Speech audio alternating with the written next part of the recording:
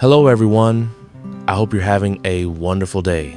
Today, we're going to witness the moment Tu Tien wakes from a terrifying nightmare. Certain she's about to lose everything again until Jack makes one decision that changes her heart. He takes her and little Anna to the sea to heal what the past left behind. If you enjoy the story, don't forget to subscribe so you won't miss the next videos. The night wind slips through the farmhouse shutters, carrying a thin, early spring chill that crawls across the room like a hand. In the bedroom, the only light comes from a small lamp on the bedside table, warm, but too weak to chase away the shadows that cling to the corners. Tu Tien jolts awake. Not a gentle waking. Not the kind where you slowly remember where you are. It's the kind that rips you out of sleep like a rope, yanking you from deep water. Her whole body is slick with sweat. Her breath comes fast and uneven, as if she's been running, as if she's just barely escaped something that was closing in behind her. She sits bolt upright, one hand pressed hard against her chest, fingers trembling over her heartbeat. Her eyes are red already, staring forward into the darkness like it's a wall she can't push through. For a second, she can't tell if she's still inside the dream, because the feeling it left behind is too real, sharp, raw, hungry. The past rushes back with no warning.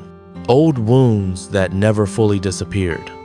The sting of abandonment. The kind of loneliness that doesn't just make you sad, it hollows you out from the inside until you don't recognize yourself. In the dream, she had been back there again.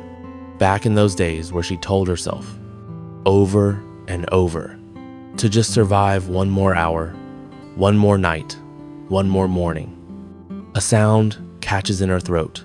A sob tries to break free, but she clamps her lips together, swallowing it down with panic because Anna is right there, sleeping peacefully in the crib beside the bed, small body curled under a blanket, breathing soft and even. The sight of her daughter should calm her. Instead, it makes the fear sharper. Because if she loses this, if she loses them, she doesn't know if she can survive it twice. Silent tears slide down her cheek. She wipes them quickly, as if hiding them from the room itself.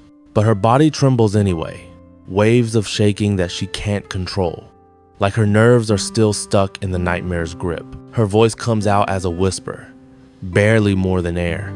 I'm scared of losing everything again. Jack wakes instantly. It's not dramatic. He doesn't bolt up in confusion, asking what happened. He's always slept lightly, an old habit, built from years of living like he had to stay alert for the people he loved. The moment her breathing changes, the moment her body shifts with that kind of fear, his eyes open like he never truly fell asleep. He sits up, quiet. No questions yet, no rushing, just a calm movement in the dark. Then he reaches for her. Jack pulls Tu Tien into his arms with a steadiness that feels like something solid in a world that keeps slipping. He lets her rest her head against his chest, and his hand comes up to hold her gently, one palm spread across her back. Tu Tien presses her face into his shirt, and for a moment, she focuses on only one thing, the rhythm of his heartbeat. Steady, present, real. It's a sound like a promise that doesn't need words. The room is heavy with the weight of what she's been carrying for years, pain that never fully left, fear that learned how to hide until the night made it bold again. But inside Jack's arms, a faint warmth starts to rise, slow and careful, as if her body is remembering what safety feels like. Pale moonlight filters through the window, spilling across the wooden floor in long streaks. It paints the room in silver and shadow, turning everything soft and quiet, like the world is holding its breath. Jack still holds her. His hand moves in slow strokes along her back, small, repetitive motions, the way you soothe someone who's shaking even when they say they're fine. He doesn't demand details. He doesn't push her to explain the dream as if naming it will fix it. He knows her well enough to know she needs time, so he waits. In that silence, Tu Tien hears Anna's breathing again, tiny, even, untroubled. The contrast hurts. How can her daughter sleep so peacefully when her own mind feels like a storm? After a long moment, Tu Tien finally speaks, voice thin and trembling. I dreamed about the old days, she says, and her words break as soon as they leave her mouth. The days I thought I couldn't go on living. Her tears soak Jack's shirt now.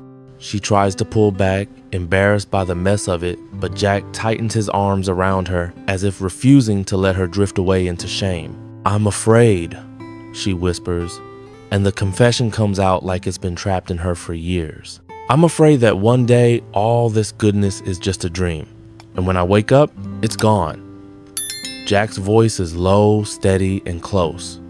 I'm here, he says. Simple, direct, no poetry. The kind of words that hold weight because he lives them. I won't let you face it alone anymore. Tu Tien's breath catches. She wants to believe it fully, but fear doesn't disappear just because someone promises it will. Jack continues, voice firm but gentle. No matter how many times the past tries to return, I'll stand in front of you, in front of Anna. We've already overcome it, and we'll keep overcoming. He kisses her forehead, soft, slow, like he's sealing the promise with something physical she can feel. Then his eyes flick toward the crib, toward their daughter sleeping soundly. Two small braids spread across the pillow like little commas in a peaceful sentence. Look at her, Jack murmurs. Do you see? She's proof we found peace. I won't let anything take that away. Tu Tien follows his gaze. Anna's face is relaxed, mouth slightly open, one hand curled near her cheek. The innocence of it hits Tu Tien like a wave, this child who trusts the world completely because she has never known the darkness her mother crawled through. Tu Tien's breathing begins to slow. Not fully calm, but no longer frantic. The shaking softens into small tremors. Regret still mixes with hope inside her, fragile and complicated. But Jack's arms remain steady, anchoring her to the present. Jack whispers again, as if speaking into her bones. Tomorrow I'll take you and Anna somewhere, just the three of us. Tu Tien lifts her head slightly, surprised. Even in the dim light, her eyes search his face. Somewhere? She starts. You need rest, Jack says. And there's a quiet authority in the way he says it, like he's decided and the decision is made from love, not impulse. You need to see the sea. You need to feel the sun. Tu Tien looks at him, a question forming, but Jack smiles small, warm, almost playful, and gently places a finger against her lips. Sleep now, he says. Tomorrow you'll understand. And for the first time tonight, Tu Tien lets herself lean back into him without fighting the comfort. She closes her eyes, not because the fear is gone, but because for once she doesn't feel alone inside it. Morning comes quietly. Early sunlight slips through the curtains, soft gold spreading across the room and warming the wooden walls. The farmhouse wakes the way it always does, slow, familiar, full of small sounds. A distant rooster, the faint rustle of wind outside, the quiet creak of wood settling as the temperature changes. Jack has been up since before dawn. Tu Tien wakes to movement, not frantic, not loud, just purposeful. She blinks, still heavy with sleep, and sees Jack near the crib, gently lifting Anna and adjusting her clothes with careful hands. Anna is awake now, calm and curious, watching her father with big eyes as he buttons and smooths and fixes her little braids. Tu Tien sits up, confused, voice raspy from the night. What are you doing? She asks. Jack glances over, and that same mysterious smile appears again, like he's holding a secret he wants to unwrap slowly. Today we rest, he says simply. I'm taking you and our little one to the beach. Tu Tien freezes. For a second, the words don't land. The beach feels like something far away, like a picture in someone else's life. Her mind instantly jumps to responsibilities, the garden, the farmhouse work, the endless list of things that never stop needing her. But the garden, she says, already shaking her head. Work, there's too much. Everything can wait, Jack interrupts, gentle but firm. He doesn't argue with her feelings, he just refuses to let them chain her. You need this more. I've arranged it all. He steps closer and hands Anna into Tu Tien's arms. Anna grins wide the moment she's held, waving her tiny hands as if greeting the morning itself. She makes a happy babbling sound, and it's so bright it almost hurts. Tu Tien looks down at her daughter, then back at Jack. His eyes are full of determination, no hesitation, no guilt, no second guessing, just love that has decided to act. Tu Tien feels tears rise again. But these are different. Not the helpless, frightened tears of the night. These are the kind that come when someone sees you clearly and chooses to protect you anyway. She nods. Jack doesn't celebrate. He just moves into action. Because for him, love is not a speech, it's preparation. He carries bags out quietly, checks the white pickup truck, loads snacks, spare clothes, toys for Anna, sunscreen, and a small basket of homegrown fruit. Everything practical, everything thoughtful, everything that says he's been planning this with care, not impulse.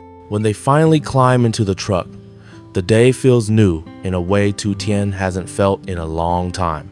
Jack starts the engine, and the pickup rolls down the red dirt road toward the highway. The farmhouse disappears behind them, not as something they're abandoning, but as something that can wait. Anna sits in the back, babbling happily, hugging her teddy bear, her two small braids bouncing with every gentle bump in the road. Tu Tien sits close to Jack, still quiet, still processing, but as the spring sunlight pours through the windshield, something in her shoulders begins to unclench.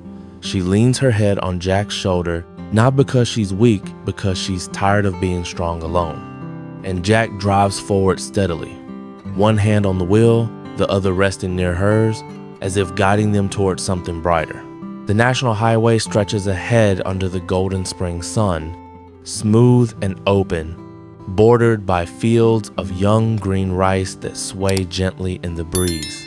The white pickup glides forward at a calm pace, no rush, no pressure, just movement toward a place that feels like air. Inside the car, warmth gathers slowly. Anna's giggles fill the space from the back seat as she plays with her teddy bear, making little sounds of excitement whenever something outside catches her eye. Tu Tien watches the landscape blur past, her gaze drifting toward the far horizon where the sea waits unseen but felt like a promise. Last night's fear still lingers in her body the way smoke lingers after a fire, but Jack's presence beside her is steady. Their daughter's laughter is real, and those two things together begin to dissolve the heaviness, grain by grain. Tu Tien lets out a soft sigh. "I didn't expect you to decide so quickly," she admits, voice quiet. "I'm afraid I'm not ready yet." Jack keeps his eyes on the road, but his smile is gentle. "You don't need to be perfectly ready," he says. "Just allow yourself to breathe, to feel. The sea will help wash away what's left." As the pickup moves forward, Jack begins to talk, not in a forced way, not trying to distract her from her pain, but like he's opening a door to a memory that's softer. He tells her about their first meeting, about the first time he saw her smile without guarding it, about a day when she stood by the water and looked at the waves like they were something beautiful she deserved to witness. Tu Tien listens, and without realizing it, her fingers tighten around his hand. The grip isn't desperate anymore. It's grounding. The tension in her chest starts to loosen, just a little, like a knot finally learning how to untie. Outside, peach petals drift across the asphalt in the breeze, pale and delicate, and Tu Tien watches them tumble and scatter, thinking how strange it is that something so light can survive the rush of passing cars. The air changes as they draw closer. The scent of salt slips in through the smallest cracks, and then, faintly, the distant roar of waves begins to hum behind everything else. Anna squeals when the first rows of coconut palms appear, as if she can sense happiness approaching. And in that moment, the small family feels like a boat drifting away from the storm, sailing toward calmer waters. Night wind slips through the farmhouse shutters, carrying an early spring chill.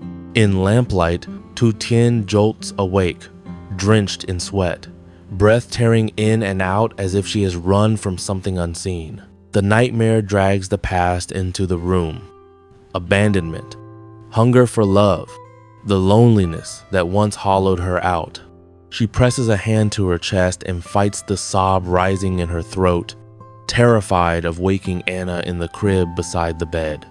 Still, tears fall, and her body trembles. "I'm scared," she whispers. "I'm scared of losing everything again." Jack wakes instantly. He doesn't demand details. He gathers her into his arms and lets her rest against his steady heartbeat, his palm moving slowly on her back until her shaking softens enough for words. "I dreamed about the old days," Tu Tien admits, voice cracking. "I'm afraid all this goodness is temporary, like I'll wake up and it's gone." "I'm here," Jack answers, low and firm. "You won't face it alone anymore. No matter how often the past tries to return, I'll stand in front of you, in front of Anna." He kisses her forehead and glances at their sleeping child. "Look at her. She's proof we found peace." Then he murmurs, "Tomorrow, I'm taking you and Anna to the sea. Sleep now." At dawn, Jack loads the white pickup with snacks, spare clothes, sunscreen, and a basket of fruit. Tu Tien wakes to find him dressing Anna. "What are you doing?" she asks, startled. "Today we rest," Jack says. "I'm taking you to the beach." When she protests, garden, work, obligations, he interrupts gently. "Everything can wait. I arranged it." Anna grins in Tu Tien's arms, tiny hands waving like she already knows this day is for joy. They drive beneath spring sun past green rice fields. Anna giggles in the back seat, braids bouncing, teddy bear hugged tight. Tu Tien watches the horizon and the first hint of salt in the air. "I'm not ready," she confesses. "You don't need to be perfectly ready," Jack says. "Just breathe. The sea will wash away what's left." The beach opens white sand, clear water, coconut palms swaying. Anna's feet touch the sand and she laughs, delighted by every grain. Tu Tien kneels to build a sandcastle with her, and the first true smile returns to her face. Jack leads Tu Tien to the shoreline. Cool waves wrap their ankles like a soothing bandage. "I feel like I'm coming back to life," she whispers. At sunset, Anna sleeps in Tu Tien's lap while the sea burns crimson. Tu Tien cries, not from despair, but release. "I thought I'd never face the sea again," she says. "Today you did," Jack replies. "That's your victory." The next morning, Tu Tien watches Jack carry Anna along the shoreline, laughter bright as sunrise. She walks barefoot to them and holds them close. Fear hasn't vanished, but it has loosened its grip. "I'm ready to go home," she says, "steady now and to truly live."